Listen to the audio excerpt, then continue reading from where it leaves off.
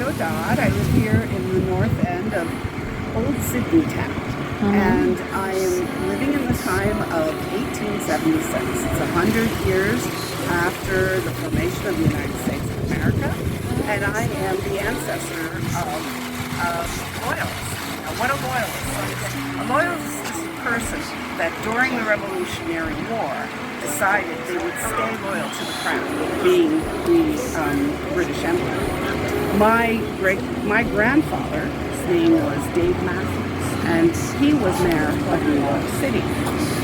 In 1780, he and another group of men decided that they were going to try to kill George Washington.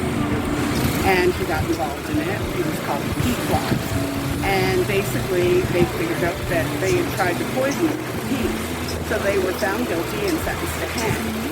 While my grandfather was in prison, and the loyalists, and he let him out. And I will say, my grandfather was a very big fish because you don't get an appointment like New York City as mayor. There was no elections there like there is today. And not having the status within the British monarchy. So he goes to Montreal looking for, a more cushy post, and he ends up here with about 1,200 other people, 2/3 of which don't have money, and then there's the loyalists, who are all taken very well care of because they stayed loyal to the crown. So my grandfather's legacy is not a pretty one. He lost a lot of his mostly. Him and the Reverend Montague had great arguments about the needs of those who had very little in the town. And he was all about making sure those who stayed loyal to the crown had anything they wanted. And they did. They had land, they had money, they had houses. So he was a member of what they called the Executive Council. So the Executive Council would almost be like reporting to the king, but the head of the home, the executive. Now, because we're a democratic environment, they wanted democracy here. So they needed an elected body. And the only elected body on the entire island was St. George's Church.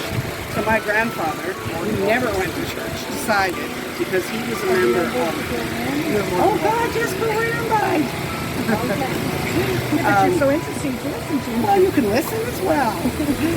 So my grandfather, of course, he came here and he didn't get along with anybody. He had a big piece of land right out in the middle of the harbor, that job of land.